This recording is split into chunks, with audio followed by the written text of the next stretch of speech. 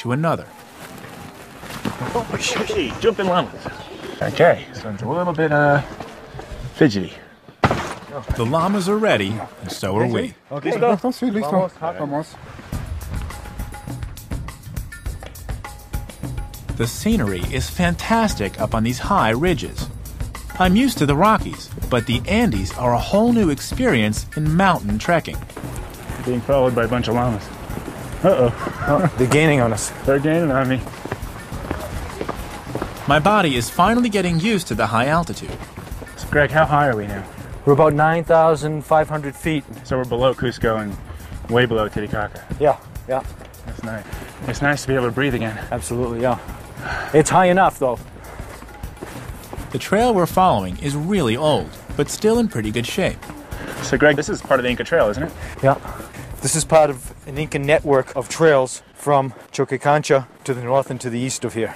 So this isn't like the Inca Trail what people think of Machu Picchu, but it's an Incan trail. Right. This is one of the many, but this is... I find out that the Incas were in some ways just like the Romans. The east. They united their empire with roads. The Incas built more than 15,000 miles of them. Messengers called chasqui carried news and parcels from one corner of the empire to the other. A team of these runners could carry fresh fish from the Pacific to the emperor's table in Cusco, almost 300 miles in a single day.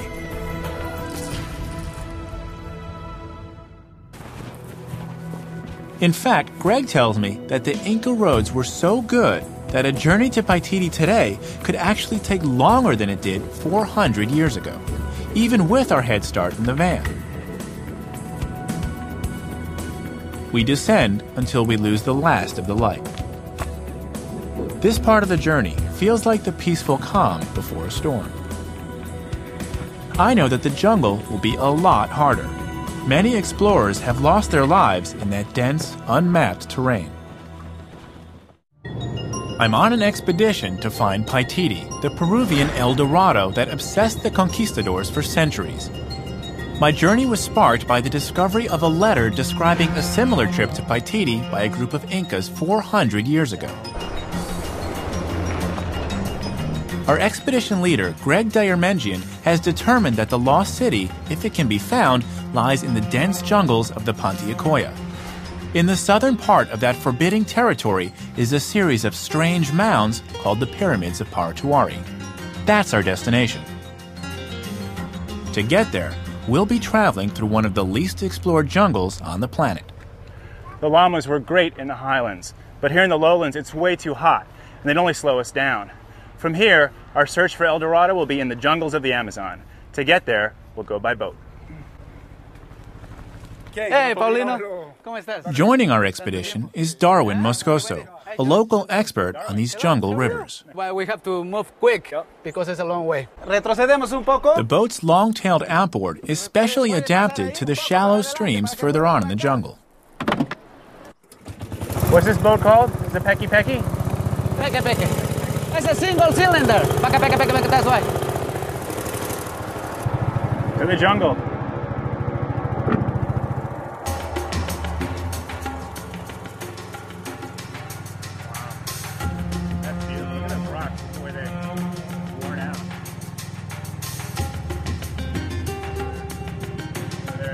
The distance we still have to travel is about 17 miles, as the crow flies. You've done this before, right?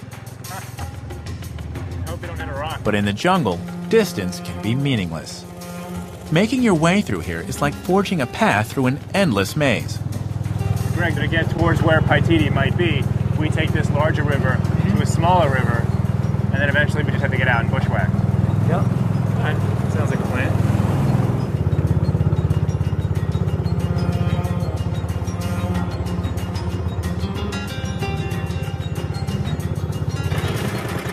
Darwin, have you heard of Paititi? Yeah, I was trying to find it. You were looking for it? Yeah, no, I was looking for 10 years. For 10 years? 10 years, yeah. Each time, each expeditions for 1, 2, 3, and 4 months. In many ways, Greg and Darwin seem just as obsessed as the conquistadors in their search for El Dorado. At first, I wonder what keeps them looking. But then I hear the story that inspires all Peruvian explorers.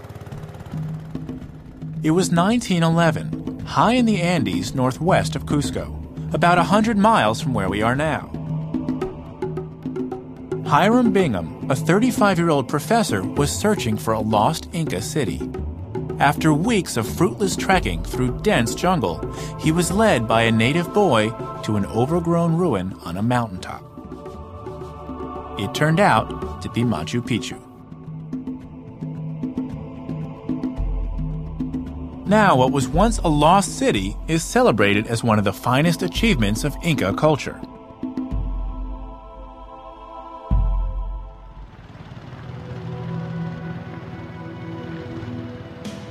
It's stories like this that keep explorers heading back into Peru's jungle frontier, in many ways as uncharted now as it was 500 years ago.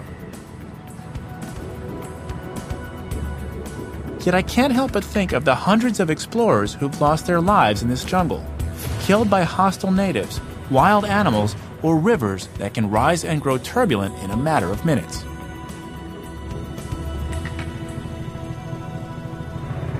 Yeah, very low. Should we pull it? You want us to get out and pull it? It isn't long before we hit trouble. So what do we do now, Darwin? It's a push time, man.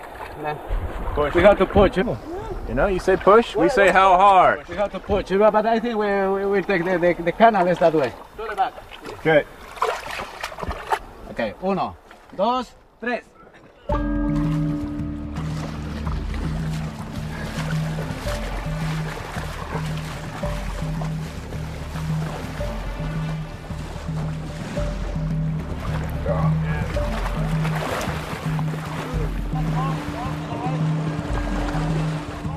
We've got to keep an eye out for stingrays. Greg says they're all over these waters. Piranha and poisonous snakes, too.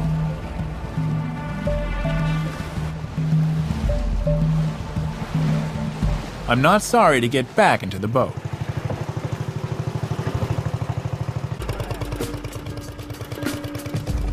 We're traveling on one of the little tributaries that branches off the Alto Madre de Dios River.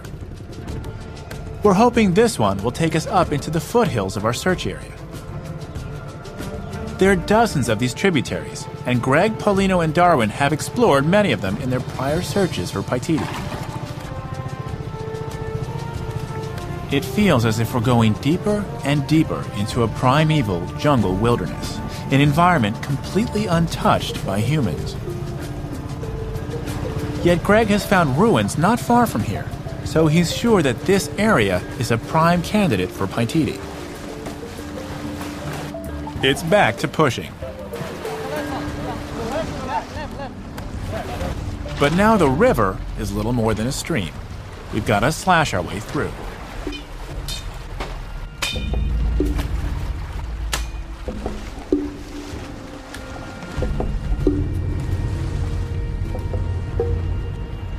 We try several tributaries. The end result is always the same.